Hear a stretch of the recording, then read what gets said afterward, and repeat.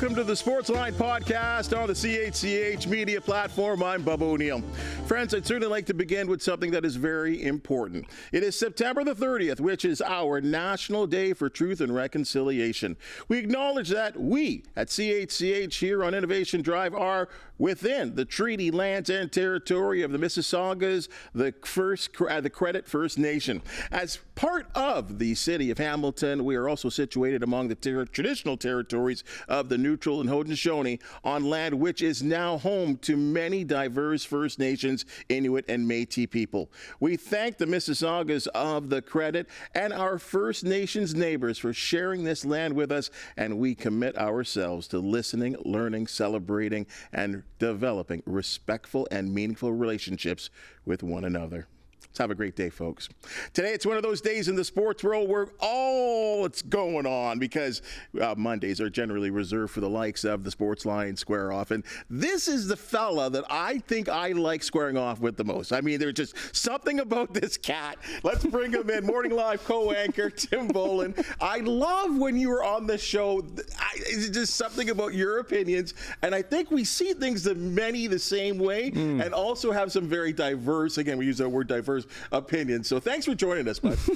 I like that. There's something about this cat. There's just something about this cat. Not sure about this cat.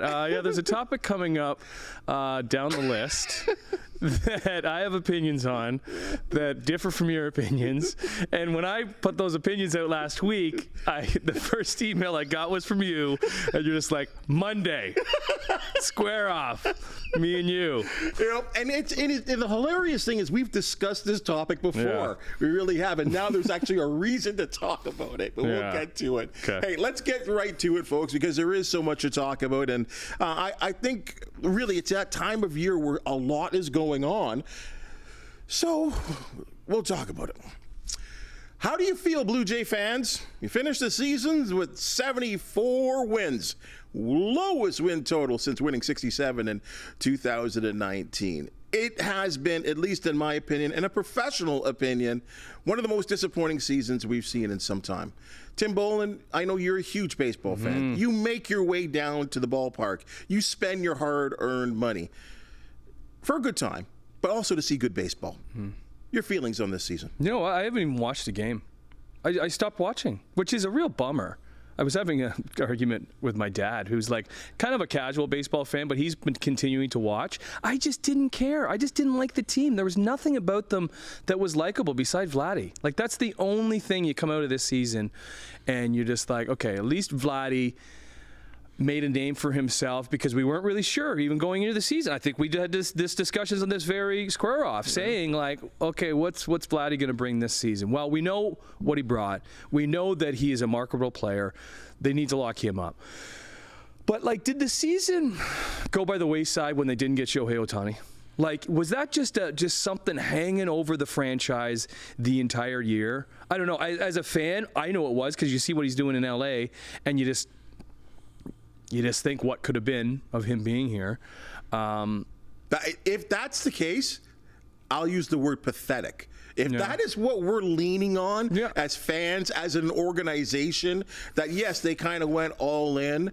To be honest, even if they went all in on Shohei Ohtani, they couldn't in their wildest of dreams thought that they were one of the favorites to land him, especially when they knew who they were competing with in the LA Dodgers and all the opportunities that were there for Shohei.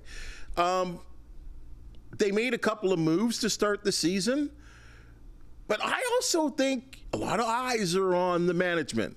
But boy, Tim, the players sucked for a lot, including Vladdy, until the All-Star break. Yeah. Listen, like he has the best number. I think I don't know all the numbers, but I know he had some of the best numbers in the league in the second half of the season, and the numbers that he put up were pretty impressive. What I was saying, I was trying to get back to this Ohtani thing. I don't want to stick on this, but like, to not have another plan in place to like what was plan B, to put all your chips into the middle and then not have something to back that up.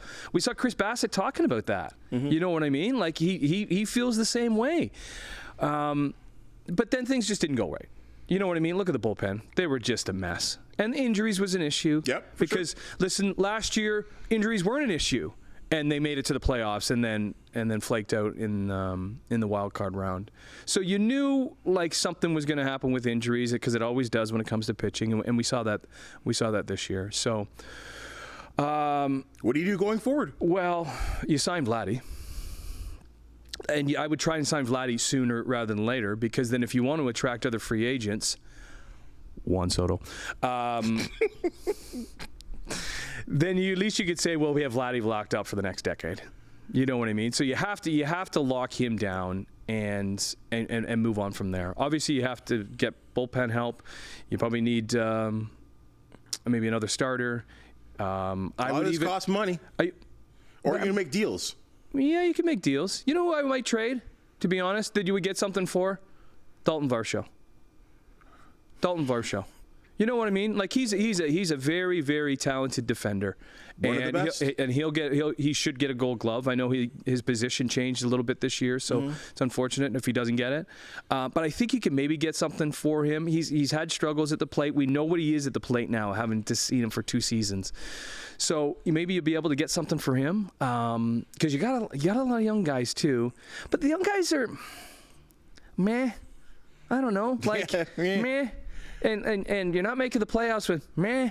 You need something. And listen, Bo had the worst year of his career. You have to expect you're not training Bo. You're not training Bo in the offseason because you're not getting it. Hold on a second. You're not getting anything for him. Tim, you want it all then. I mean, you want Juan Soto. I mean, you're being very incognito about that, right? You want him. Well, you want to sign Vladdy, and you're saying you want to keep Bo. Like is Rogers prepared to do all of this? Well, I'm saying, then improve the bullpen and improve the pitching staff? Well, I'm saying you want to get Juan Soto, but they would fall second in line to the Mets or the Yankees in that. You know what I mean? Like you're not going to get them. Well, you're not trading Bo. Well, you're going to trade Bo this offseason? You're going to trade Bo? No. Can you keep both? You got to keep both. Can you? Okay. You got to keep both. You're not signing Bo in the offseason. He had his worst season. You're not trading Bo because you're selling low. No, for sure. So you can't be doing that. But Rogers has money. Like, we're not concerned. Why are we always concerned about them spending money? They have the money to spend. Well, because they have a budget. Yeah, they have a budget. I guess. But, like, I don't know. What do you think maybe they don't spend? And, like, because what's going to happen to the two of them? Shapiro. He's got a year left. Are they going to keep him? Well, I don't think they're going anywhere because they're making money. Because they're making money. You're right. They were top 10. They were the top 10 still after the horrible season in attendance this year.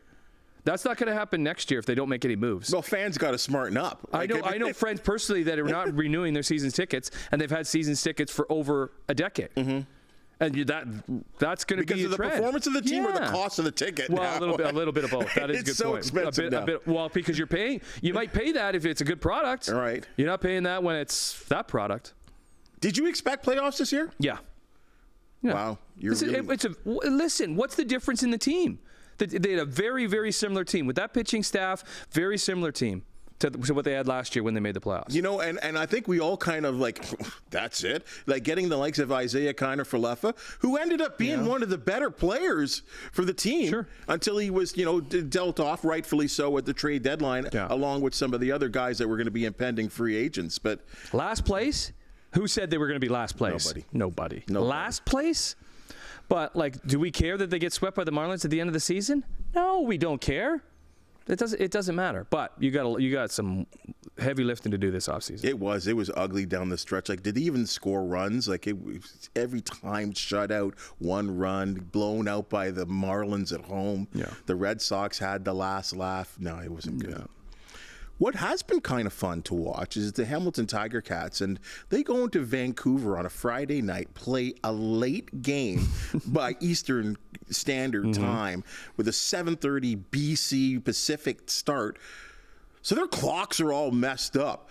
And they beat the Lions in overtime to keep their very faint postseason hopes alive with 3 games remaining in the regular season. Tim, what impressed you? I know the start time didn't impress. It didn't impress you. Hands up who stayed up for it. Goodness. What time did it end at? I would say probably 1:45-ish maybe would be my guess. For us morning show guys on a Friday, whoa, even with the nap. 4 games in a row, 4 wins in a row. Yeah, so a couple of things. And you have a bit more insight on this, just being so much closer to the team. Where has this been all season? What has been the difference in this team this past 4 games, ever since Labor Day? They always say the season starts on Labor Day. You do want to get some wins before Labor Day. And that's why that statement is the dumbest statement. I don't know why we keep saying that, because what the Tiger Cats did this season proves that the season does start in the beginning and the end of June. Now, saying this though, if they do get in, I wouldn't want to face them. You know what I mean? Look at the Alouettes last year. You get hot at the right time, and you can reel off wins, and that can go right to lifting a Grey Cup over your head. Now, too little, too late. It sure is looking like it. But what is the difference? Is it Chris Jones? I think it is. What the defensive coach makes all the difference? I mean, look at their turnover ratio was in the negatives in their first 10 games without him, and it's leading the league now ever since. And not only turnovers, the amount of sacks and just to the visual eye, the ability to tackle, which is something you would think they should be able to do, but their tackling was horrendous for the first 10 games. And I say this with all due respect to Mark Washington, who will be a defensive coordinator again, and he was also the defensive coordinator of the Tiger Cats in 2019 when they won 15 games. Right. Something had gone stale there, their approach, but Chris Jones has come in there and he has found some talent. He has made some positional changes, kept some the same, but his scheme is a completely different scheme that's working. And yes, and I think what happens is, because we always say this, is that football is a complementary game, and that for the defense or the offense to work better, the defense, and the defense, because they're not on the turf all the time, it doesn't put the offense at such a stress level. We got to score 35 points to even win. Everything's changed with this team, and it's fun to watch. And they're attacking teams, and everyone's talking about it around, other teams. Obviously because of the jobs that we have, I listen to the pregame comments of teams, and they're like, Hamilton is playing hard football, and they're scary to play right now. So even like the second half, because they looked awful in the first half, what I saw, and then it was reminiscent of what you saw earlier in the season. And earlier in the season, like Bo just overthrowing guys, drop passes, like it was just all too familiar. It was like, oh, okay, here we go again. We're back to it. That was a nice 3-game little clip, and we're back to it. And then in the second half, they're able to turn that around. And so what happens there? What happens in the locker room to go into that second half and produce those kind of results, specifically in the fourth quarter, scoring 18 points, forcing overtime, and then getting the overtime win? Is that pass interference, by the way? Well, I thought it was. Okay, I thought it was. Like in that moment, Glenn Suter lost his mind. Yeah, who I've known for many years, and he played the position as a safety.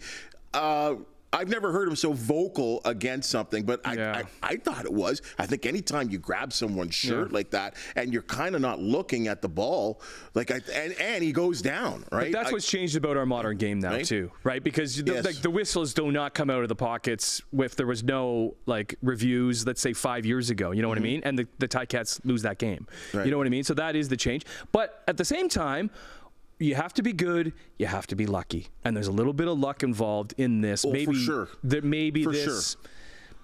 Destiny of them continuing to win games. Now, we look at it. I know Radley had a piece, and he kind of laid it all out in the spec, too. And they got to win all 3 of their games and get some help. Honestly, because everybody else is winning now, too. Yeah, I'll tell you what hurt is 2 weeks ago when the Argos went to BC and put a real good stinker on them. And that, no one really, no one expected Hamilton to go into BC and win. They got their own issues. I'll tell you that right now, in my opinion, right? And they're even talking about it in Vancouver about what's going on with this team, right? Especially a team that's going to host a Grey Cup. I just like the mental approach. There was obviously some halftime adjustments, and we say that word very loosely. Yeah. But the players would never use it, Tim, as an excuse. But when your body clock, and they had traveled out there on Thursday, and your game was on Friday, and your game starts at 7:30 local time, which to our time is you're starting to play a football game at 10:30 at night. That could have been the reason why they look so out of sync, and then there was probably a couple of words exchanged in the locker room saying, guys, our season's on the line right now, and at least if our season's on the line, we should go down fighting, not like this. And then they take the opening, they get the opening possession, and they march down the field and score a touchdown, and like, hey, here we go. It's just a shame if they don't make the playoffs on the season that Bo is putting together. That's going to be a shame. You know what I mean? Because if they do make the playoffs, he should be MOP. Well, I'm going to ask you this here. Yeah. Is there like he is? I think 7 or 8 touchdown passes ahead of everyone else. He's, I think, 700 yards in terms of yardage, like over every. Like, is there a world where a team can't make the playoffs? And I'm thinking about all sports now. You're thinking about Mike Trout. winning MVP. Not in the CFL. I don't think. Not in the CFL. Have we ever seen that before? Not to my knowledge. Well, listen, there's no standout. That's the only thing. There's no standout for the MLP. Like it's a wide open race. Like. You know what? If it's not a wide open race, if the Ticats are in a playoff position, sure. That's what I mean, right? Yeah. So that's what I mean. So I don't know. It's one of those, and again, now it gets down to the most valuable player to his team. Most outstanding player in the league. It's the definition of the actual award. Change things to the National Football League. Straight up, Tim, 4 weeks have been completed, and there are some trends being set by some teams that I think are impressive and certainly disappointing. The most impressive team that you've seen or you've been tracking is? The champs. Kansas City. I know. You know what I mean? Like, nobody talks about them. Nobody says anything about them. They're 4-0. You know what I mean? They lose their best receiver yesterday. They still win. Like they just continue to churn things out. They just continue to produce. The Chargers are a pretty good team. You know what I mean? And it was a close game. They didn't look that great, but they know how to win. And that's what it comes down to. They know how to win. You can look at the Vikings. Yeah, the Vikings are 4-0. That's a nice surprise. Sam Darnold. Hey, nobody gave them a chance. They're 4-0. What have they proven though? They've never proven anything. I don't know. What are the Eagles? Eagles were they 9-0 last year, and then they hit the skids? 11-11. Oh yeah, were they 11-0, and then they beat the Bills in overtime, and then they lost almost every game. Yeah, so like it's just hard. Like so the Vikings have been impressive. I thought the Bills were impressive until last night, but the Bills hadn't really played anybody. And then they got humbled last night by Baltimore. I think they were their own worst enemies last night too. Like, I mean, I thought they came back and made that game an interesting game, and then that stupid flea flicker thing that they called. Like, what are you doing? Like, they could have made that game not even a one-score game. It could have been like 21-17, and all of a sudden we're not even talking about Henry's 87-yard. Like, I mean, give him his flowers. Like, I mean, he was really good. He run for 199. Isn't it crazy? Right? You got 3 Bills running after a 240-pound guy, and they can't catch him. That's why he's so special. I know, but he doesn't even look like he's running that fast. You're just like, catch him. He's a freak. He is a physical freak, always has been. Crazy. He's given the Bills even when he was a member of the Titans. Do you remember that one famous time when he just sort of just shoved off a defensive back? Like, he's a special guy. But, Baltimore are a good football team, right? But I will say this, they too, as you talk about KC, they've had their struggles in the postseason too, and have yet to prove it. And hosting, and that's what I think, as much as I can't stand Kansas City, as much as I can't stand 15, as much as I can't stand 87, last year was the year where I said, look, I will never like them. I will never be a Chiefs fan, but you go into Buffalo, a team that has actually beaten you a little bit in the regular season, and you win in Buffalo in the divisional.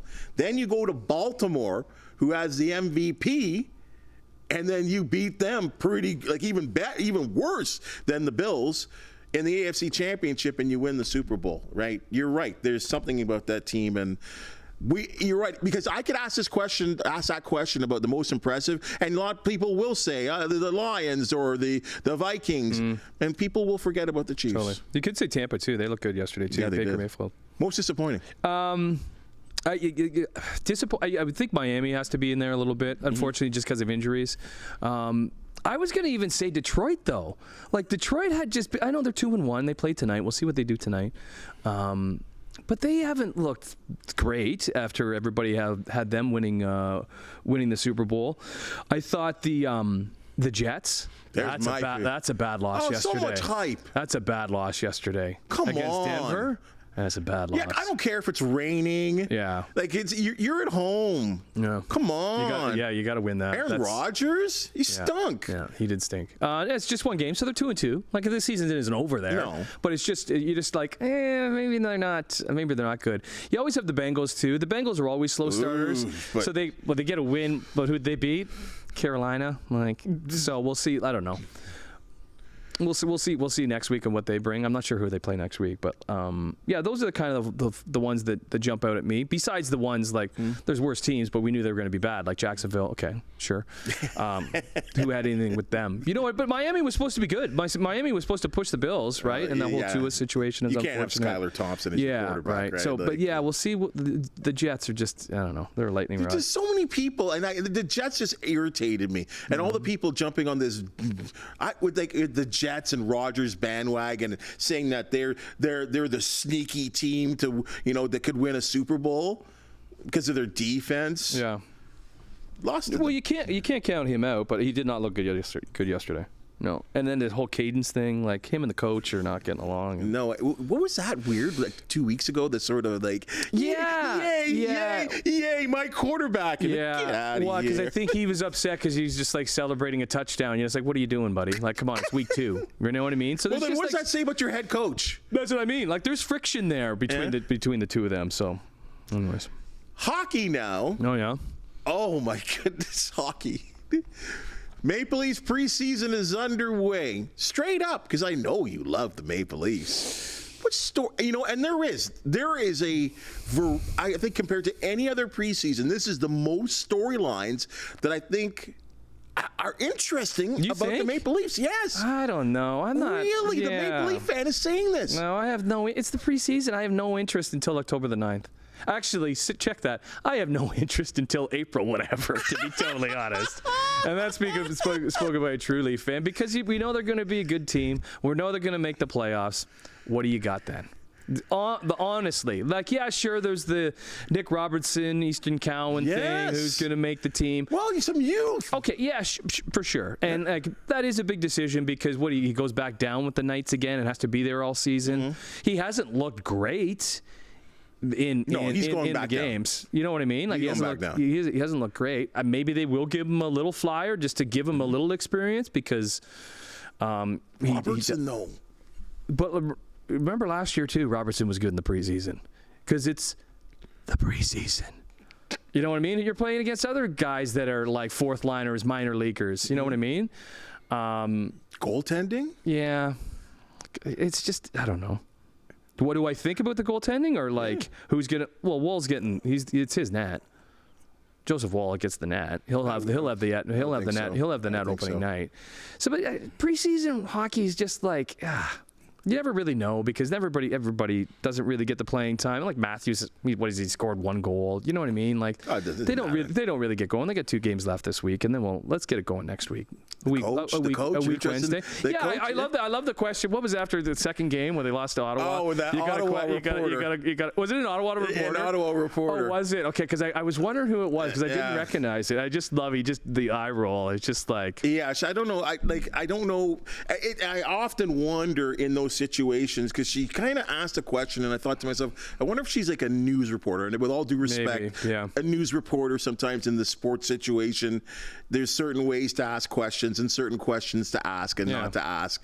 And you're right, because Craig Berube could have really embarrassed her. Yeah, and he didn't. He just he did kind of. It's the preseason. Let's not worry about it. I know it's Leaf Nation, but like, we are educated hockey fans that we know the preseason does not matter. No, not when you're 0-2. Like, No. it just, it's sort of mean, especially the first two, right? Yeah. I think maybe the last two you kind of want to round yourself a little bit. At least one of those games where you play your veteran players. Yeah. Pat, you're ready. What are your thoughts there? He'll make the team. Really? He'll make the team. They gave him the commitment. He'll make the team. So we'll see what he can do. Like, his skating is there. Seems to be, anyways. You know what I mean? And that's the big thing in his game. He's a talented hockey player. He's just had some injuries, so we'll see what he brings. Interested in the defense. Tanev, Ekman Larson. I like what they can bring on the back end. Like, there's a little bit. They got some age though, right? So we'll see. Like, they're going to be playing some big minutes. So it takes a little pressure off Morgan Riley, right? For sure. Yeah.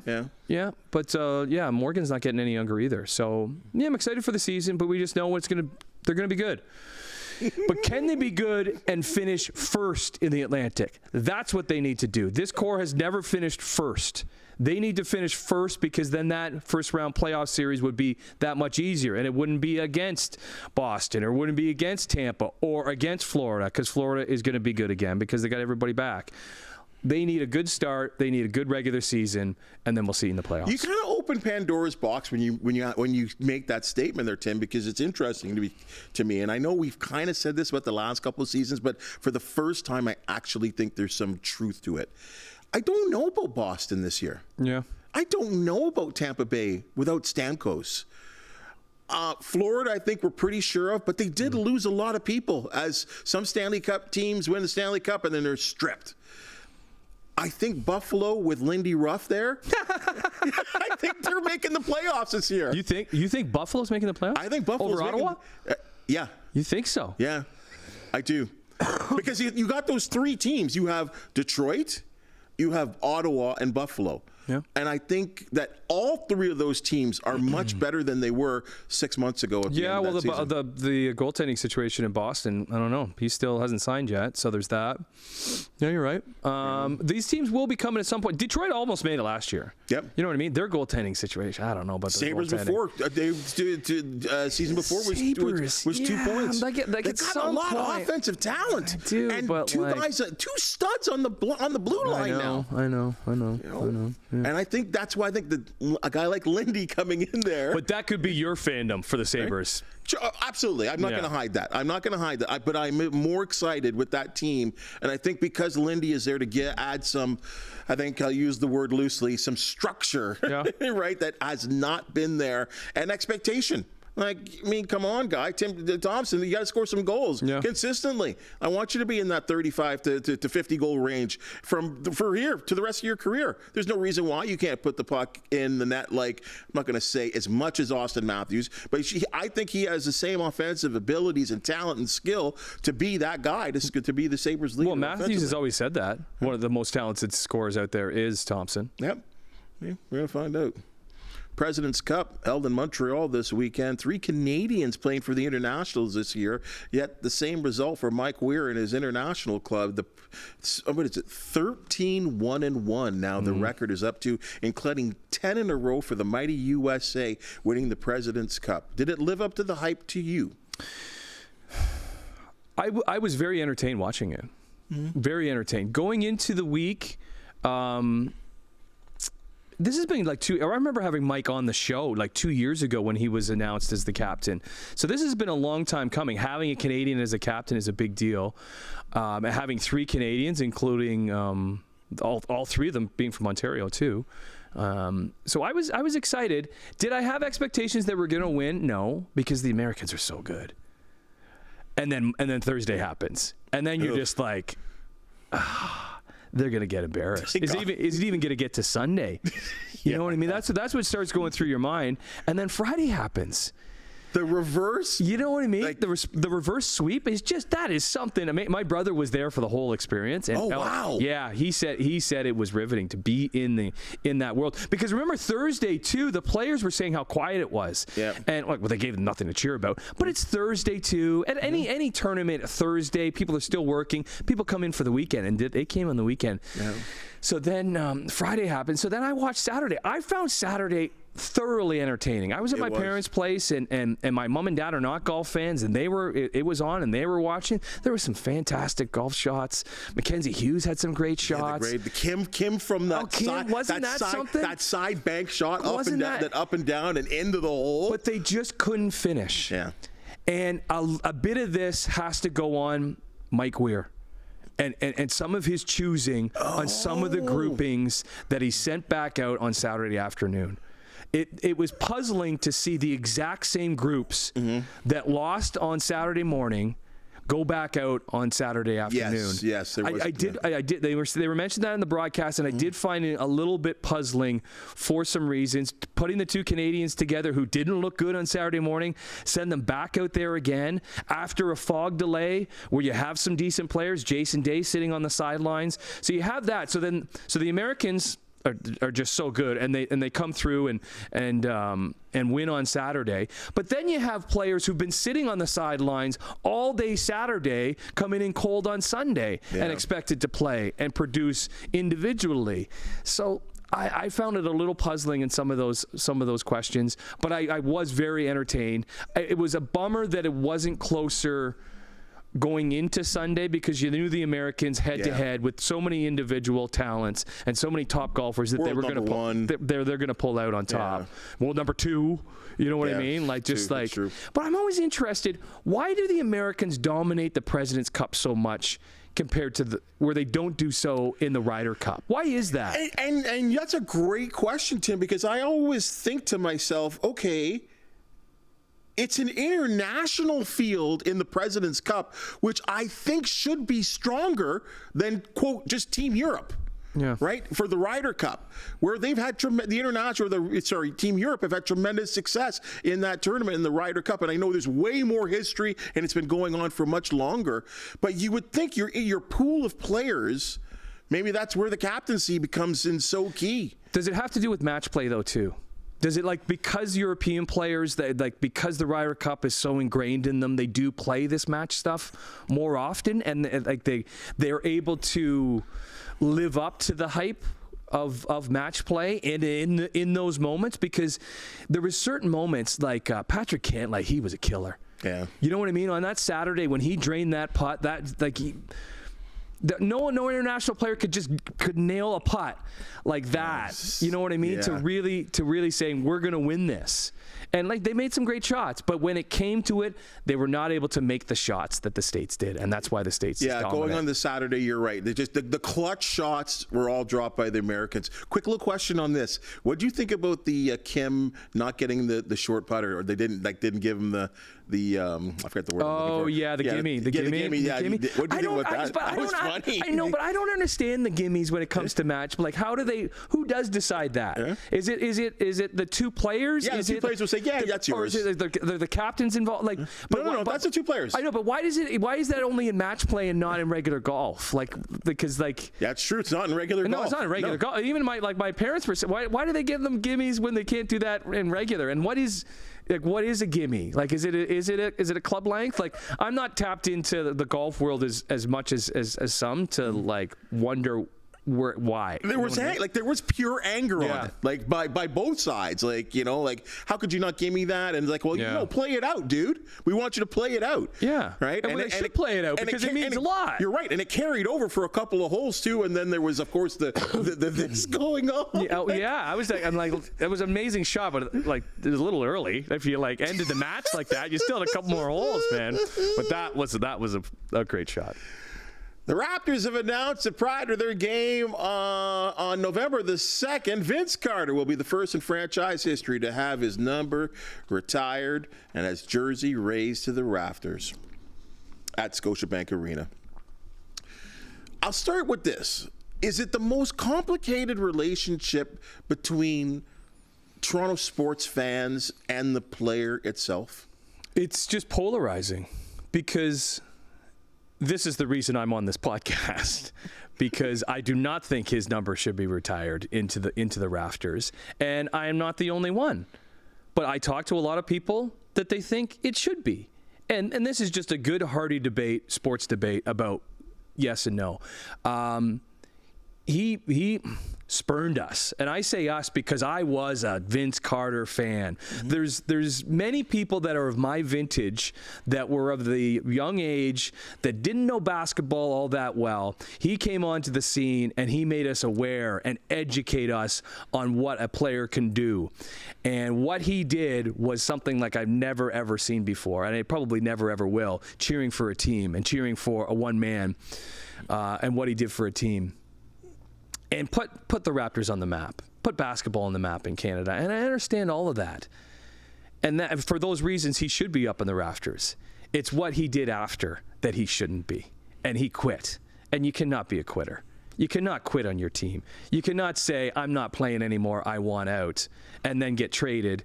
And you get traded, and it's one of the worst trades ever, definitely in Raptors history, and put them back many, many years.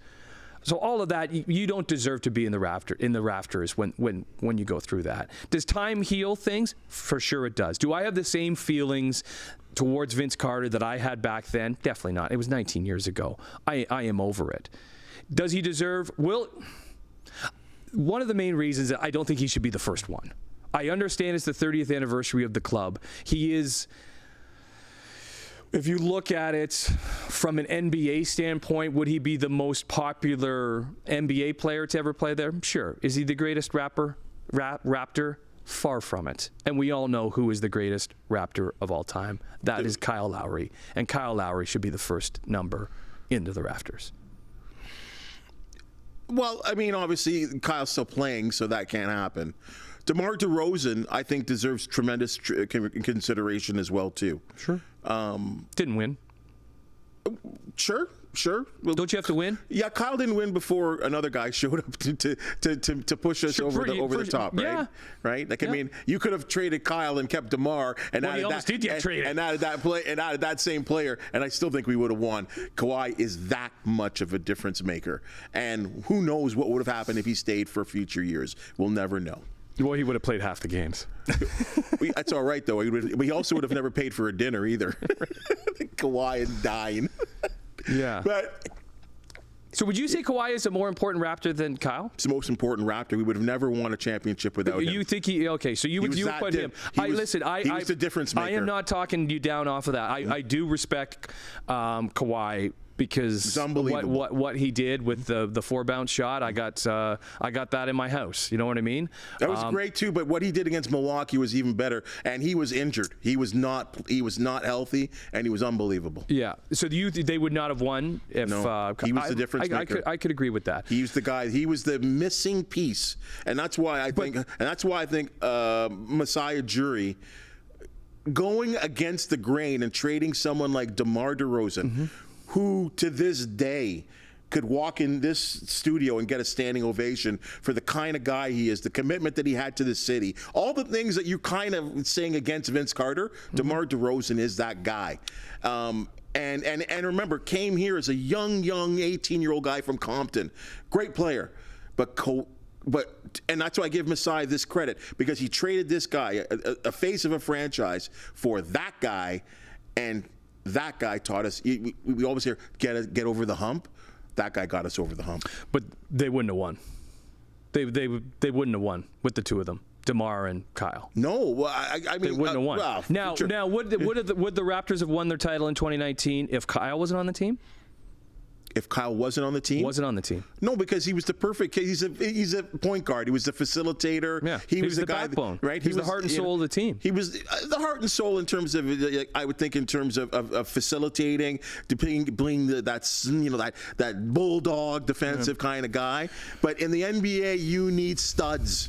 You need a stud, and Kyle's not a stud. He's a good guy to have on your team to support the stud, and that's what I thought, is that Kawhi was the stud, and we had other guys like Pascal Siakam. Remember Pascal Siakam playing on the second team? And then we saw what happened years later when we gave the mantle to Pascal. Couldn't handle it. Just not that guy. There are only a couple of those guys in the NBA, and Kawhi, especially in that year, I think was the guy. And he was angry too, right? Where are you with Vince, though? Vince, everything you said there is correct. Matt, remember how happy we were? remember, and people forget this, that not every Raptor game was on TV. The fact that we were on NBC. For sure. Our Raptors were on NBC playing the Knicks. First player to get us over the top, to get us into the playoffs. I thought that the organization is to be just as blamed for what happened at the end as Vince being sour. I think the organization was poor in the way they handled it. At the time, they had a general manager, which was not a great general manager, and the fact that his history before and after in terms of being a general manager and Rob Babcock just messed it all up and panicked, right? Because he could have handled that situation differently. Now, we have these stories about Vince saying, we're going to run an L screen 4, telling other players. But that was him being a complete baby, and I agree with you on that. The thing that right? there's going to be young kids that see that jersey go up into the rafters and just say he was the greatest Raptor ever, but they don't. You have to put that story in there that he did quit on the team. You know what I mean? Like, that is part of his story. And you just have to remember that when you look up and you see that 15 at Scotiabank, because I know I will, and I just want other people to just realize that, and it's just not a good lesson for you just can't be quitting on your team. You know what I mean? I know it wasn't the best situation, but you still go out there and play your heart out, because when he got traded to the Nets, he was scoring what? 14, 15 points a game. They went to the finals. They went to the finals. He was scoring 27 points a game. You know what I mean? Right? Like, it just can't happen, and that's what I'll always think it was about. an ugly situation. I still think when I look at that, when that 6.5 year or 7 year stint with the Raptors, it was one of the greatest, one of the most spectacular. I mean, fun. Again, put us on the map. Educated people that were hockey people, allowed basketball to become a sport that gained respect, not only in just Toronto, but across the country, because of the fact that the Grizzlies took off, and Vince was electric. The 2000 dunk, and I know it was a dunk contest, but it was spectacular. It was one of the greatest things I've ever seen in my life. I always, for some reason, I always think of Shaq going with the whole thing, going with his camera. I've never seen anything like it, and I don't think I'll ever see it like that again. There'll never be a better dunk contest. Never, ever. They keep trying, but it'll just never happen. He had this infectious smile about him. The fact that he was a North Carolina guy. I hate to say this, especially as a black man, well-spoken, well-dressed, a guy that people, and I'm going to say white Canadians, can say he's a model guy.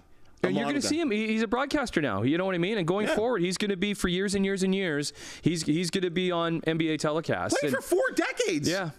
Played for 4 decades. I understand it all. I understand it all. It's just like, I just can't get behind it. I just can't. You can't forgive and forget? I can forgive. Yeah. I can't forget. The Indiana Fever and rookie phenom Caitlin Clark were eliminated in the WNBA quarterfinals. Swept, actually.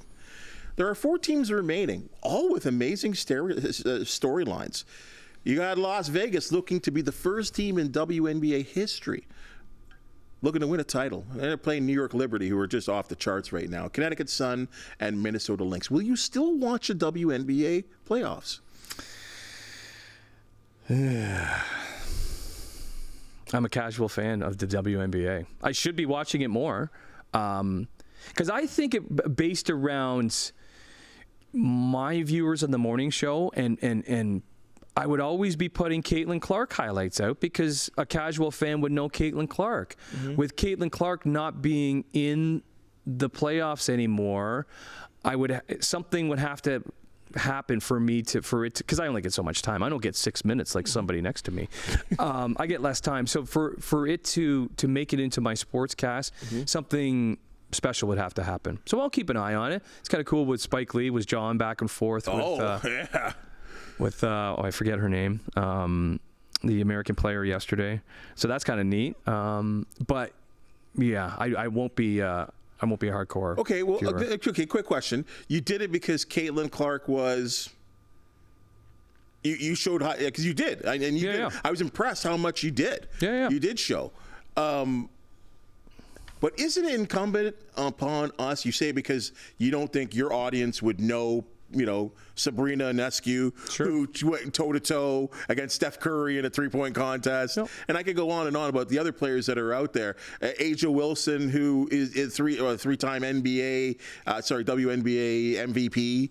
Like, shouldn't we as media, and I'm not just pointing you out, isn't that incumbent to us to teach the audience about other players other than Caitlin Clark? And I think this is what the discussion was earlier in the year, and why so many of these other players who've been around for a little bit saying, well, hold on a second, we've been out here battling as well too. So because I truly believe that the WNBA playoffs will pretty much go into oblivion for this same reason. Yeah, but they also, for them to get mad at Caitlin Clark, Caitlin Clark just made them a whole lot of money. I'm not saying mad at Caitlin Clark, mad at the media. Oh, because, well, here's the thing.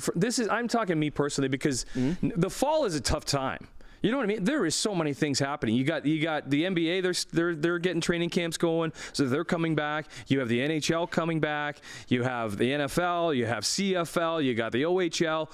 So, like, locally for let's say my broadcast, there's only so many things I can talk about, and that is well down the list unless something monumental happens. It has to be a special moment for it to make. Bridget Carleton. She's Canadian for sure, and we showed her what was it, last week, the week before, when she hit the buzzer beater in that game. Well, I will always show something like that if there's something special that happens. Sure. I'm just not going to show highlights to show highlights, though. Now, when the Toronto WNBA team comes, that's a different story. Right. That's a local story that I'll dedicate some time to. But for when it comes to a North American story, it has to be something special. It's going to be interesting. I'm really curious to see, and I think this will play itself out. We will see the numbers. But there are people talking about this, right? That it's like, well, hold on a second now. She was an incredible story. She deserved all the attention that she got. She was a Rookie of the Year. She broke so many records. I will never take anything away from Caitlin Clark and her ability to play basketball and be a model face of the sport, because whether she wants it or not, she's become that, but I think there are other faces of the sport as well too that deserve some recognition, and I think it's also incumbent upon the media to find those storylines, as we always do about pretty much every other sport, especially when it comes to playoffs, because we're down to the Final Four. We'll find out, though. We'll see. The numbers will prove itself out, right? And then we always tend to go the way the numbers sort of shape it out. Tim, always fun. Yeah, buddy. Always fun. Yeah, always man. Laying it out. I know I'm going to get honest answers from you. I know you're not going to BS me. You're not going to powder puff it, right? That's why it's fun, and that's why sports is great, right? Because everybody can have their own attitude and their own opinions, and then you can just hash it out and then have a laugh about it, and on to the next. So that's why I love sports. Yeah, I tell you, and it is. Whoever said water cooler conversation, for sure, they were really bang on. Yeah. I see you have a new. Actually, before we leave here, I want to say congratulations to you. Oh yeah, for what? You're now a local. Oh yeah, you're now a local. Yeah. For those who don't know, he's a Toronto guy, and but I will give Tim always a tremendous amount of credit. As a quote Toronto guy, immersed himself in our community, doing all kinds of things. I think maybe you're when you were an adventure reporter guy before. Really tapped into that. You really tapped into all what our beautiful area is all about. And now that you're a resident, I think it's awesome. Yeah, I never really liked to talk about that, to be totally honest, when I was coming from Toronto, because that's like family stuff, and we're in Toronto because my wife works in Toronto, so that's why we were, and because it's like Big Brother type stuff. When you it comes know to how Hamilton. Hamiltonians are. No, that's what I mean. I know how they are. Like, there was, even when somebody did ask where I lived and I said Toronto, they were like, "What are you doing there?" You know what I mean? Well, it's just like, it's family stuff. But family stuff's changed, and we made our way this way. So we've settled in nicely, and the kids are loving their new school and loving the house and being in Hamilton, and it's been really good so far, and nice welcoming from the community too. I think it's awesome. When I heard you were doing that, I remember you told me, or like, I couldn't help but smile. I was like, awesome, because I think so many people that have worked at this station for so many years, well before us,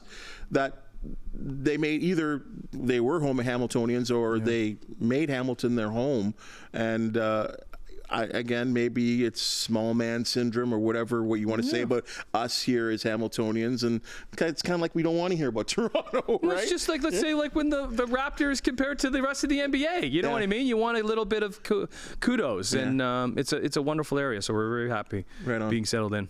Thanks for joining me, bud. Thanks, buddy. Good stuff. To the next one. That's your Sportsline Podcast for the day, and as just seen and heard, we love talking sports, and we love debating sports a little bit too, but it can be done the right way.